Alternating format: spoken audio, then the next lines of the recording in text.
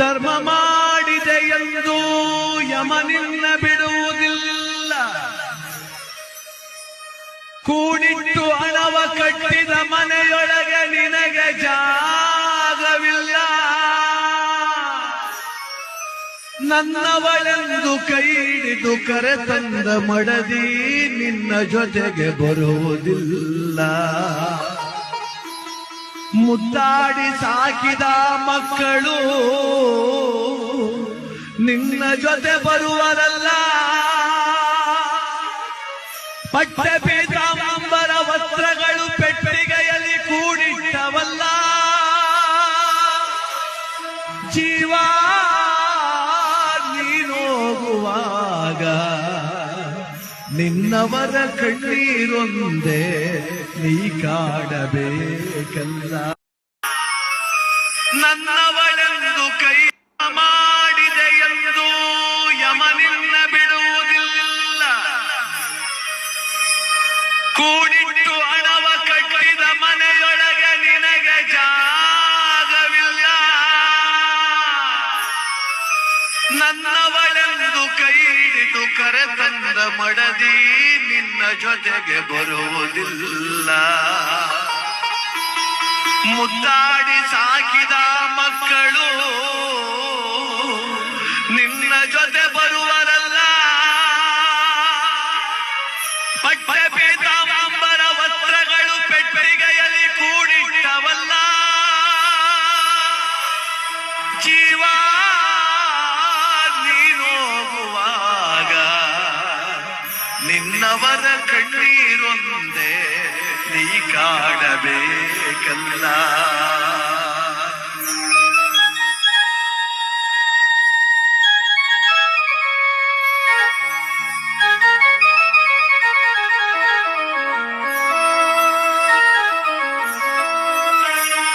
ದಿಂಬಾದಲ್ಲಿರುವ ಜೀವ ಕಂಬಸೂತ್ರ ಬೊಂಬೆಯಂತೆ. ದಿಂಬಾದಲ್ಲಿರುವ ಜೀವ ಕಂಬಸೂತ್ರ ಬೊಂಬೆಯಂತೆ. ಎಂದಿಗಾದರೊಂದು ದಿನ ಸಾವು ತಪ್ಪದೋ, ಸಾವು ತಪ್ಪದೋ. ದಿಂಬಾದಲ್ಲಿರುವ ಜೀವ ಕಂಬಸೂತ್ರ ಬೊಂಬೆಯಂತೆ. ಎಂದಿಗಾದರೊಂದು ದಿನ ಸಾವು ತಪ್ಪದೋ, ಸಾವು ತಪ್ಪದೋ.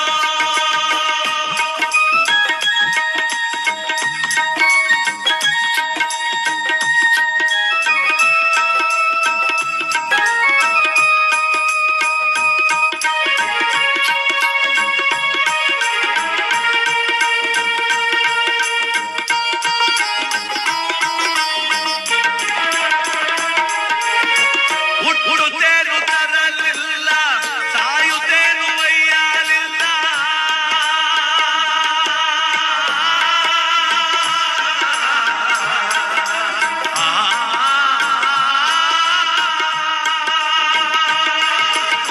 ಹುಟ್ಟುತ್ತೇನು ತರಲಿಲ್ಲ, ಸಾಯುತ್ತೇನು ಒಯ್ಯಲಿಲ್ಲ.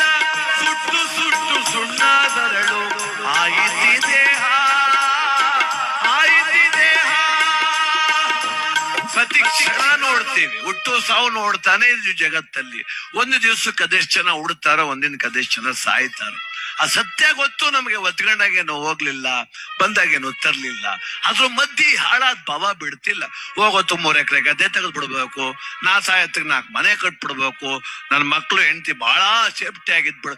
ಏನ್ ಸೇಫ್ಟಿ ಮಾಡಿಯಪ್ಪ, ಏನ್ ಸೇಫ್ಟಿ ಮಾಡ್ತಿ? ಬರಬಾರ್ದು ಕಾಯಿಲೆ ಬಂದ್ರೆ ಅದೇ ಜಮೀನ್ ಮಾರಿ ನಿನ್ನ ಆಸ್ಪತ್ರೆಗೆ ಸೇರಿಸ್ತಾರೆ. ಮಗ ಕೆಟ್ಟವನಾದ್ರೆ ತಿಥಿ ಅದ 1 ತಿಂಗಳಿಗೆ 3 ಸಲ ಅಗ್ರಿಮೆಂಟ್ ಮಾಡಿ ಬದುಕ್ತಾನೆ. ನೀನೇನ್ ಸೇಫ್ಟಿ ಮಾಡುದು ಅವ್ರನ್ನ? ನಾನು ಎಲ್ರನ್ನೂ ಸುಭದ್ರವಾಗಿ ಇಟ್ಬಿಡ್ತೇನೆ.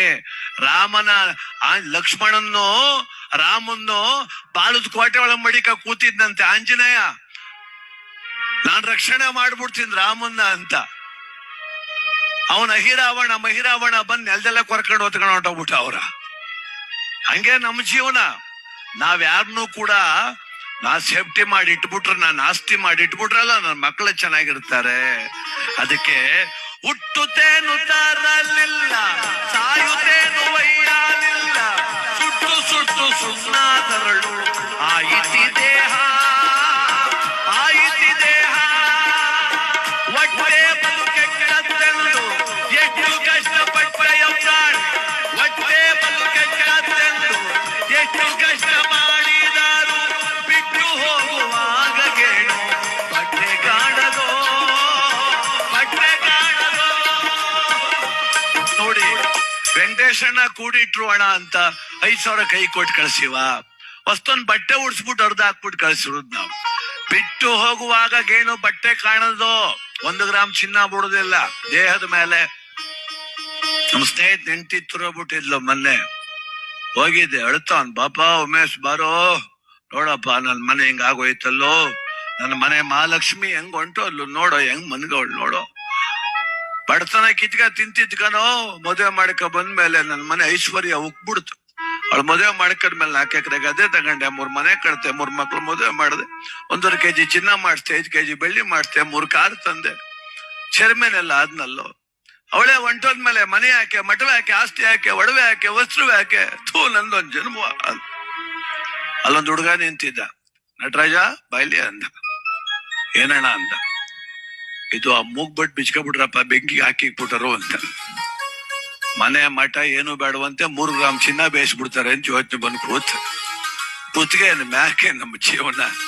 ಅದಕ್ಕೆ ಮಹನೀಯರು ಜ್ಞಾನಿಗಳು ಹೇಳ್ತಾರೆ ಬಂಧುಗಳೇ, 10-8 ಲಕ್ಷ ಗಳಿಸಿ ಮತ್ತೆ ಸಾಲದೆಂದು ಬರರ, 10-8 ಲಕ್ಷ ಗಳಿಸಿ ಮತ್ತೆ ಸಾಲದೆಂದು ಬರರ, ಅರ್ಥಕ್ಕಾಗಿ ಆಸೆ ಪಟ್ಟು ನ್ಯಾಯ ಮಾಡುವರೋ, ಸುಳ್ಳು ನ್ಯಾಯ ಮಾಡುವರೋ, ಬಿದ್ದ ಬೆಳಸು ತನ್ನತ್ತೆಂಬೋ ವ್ಯರ್ಥ ಚಿಂತ ಮಾಡಿ ಬರಿದೆ, ಬಿದ್ದ ಬೆಳಸು ತನ್ನತ್ತೆಂಬೋ ವ್ಯರ್ಥ ಚಿಂತ ಮಾಡಿ ಬರಿದೆ, ಸತ್ತು ಹೋದ ಮೇಲೆ ಅರ್ಥ ಯಾರಿಗಾವುದೋ, ಯಾರಿಗಾವುದೋ.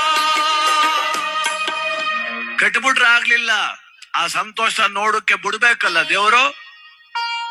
ಚಾಮರಾಜನಗರ ಜಿಲ್ಲೆ ಯಳಂದೂರು ತಾಲೂಕು ರೇಚಂಬಳ್ಳಿ ಎನ್ನುವುದು ಒಂದು ಗ್ರಾಮ.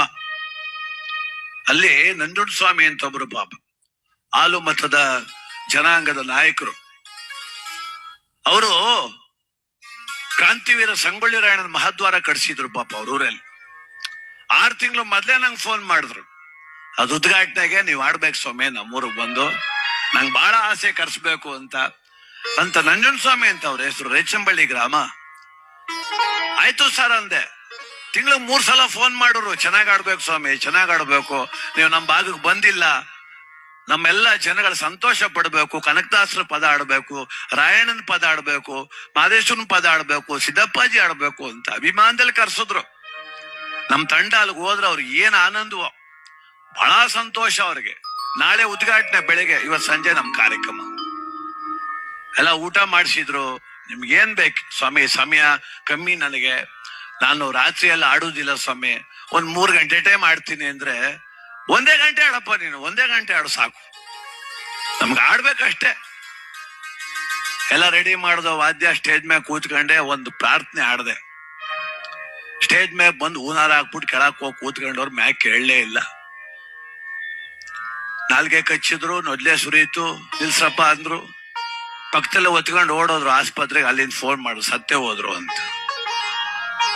ಎಷ್ಟು ಚಂದ ಕಟ್ಟಡ ಕಟ್ಸಿ, ಎಷ್ಟು ಮಹದ್ವಾರ ಕಟ್ಸಿ, ಎಷ್ಟು ಚೆನ್ನಾಗಿ ಕರ್ಸಿ, ಅನ್ನ ಹಾಕ್ಬೇಕು ಅಂತ ಆಸೆ ಇಟ್ಟು ಮನುಷ್ಯನ ಭಗವಂತ ಉದ್ಘಾಟನೆ ನೋಡಕ್ ಬಿಡ್ಲಿಲ್ಲಲ್ರಿ. ಎಷ್ಟ್ ಚೆನ್ನಾಗಿ ಅರ್ಥ ಮಾಡ್ಕೋಬೇಕು ಗೊತ್ತಾ ನಾವ್ ಈ ಜೀವನ. ನಾವೆಲ್ಲ ಕರ್ತವ್ಯ ಪಜ್ಞರಷ್ಟೇ. ಬೆಳಿ ಯೋಗ್ಯತೆ ಅದೇ, ಅನುಭವಿಸು, ತಿನ್ನು ಯೋಗ್ಯತೆ ನನಗೆ ಕೊಟ್ಟವನ. 10 ಎಕರೆ ತುಂಬಾ ಭತ್ತ ಬೆಳೆದ್ಬಿಟ್ರೆ ಏನ್ ಬಂತು, ಶುಗರ್ ಬಂದ್ರೆ ಅನ್ನ ತಿನ್ನಂಗಿಲ್ಲ. ಶೃಂಗೇರಿ ಗುರುಗಳ ಕೈಯಲ್ಲಿ ನನಗೆಂತ ಇಲ್ಲ.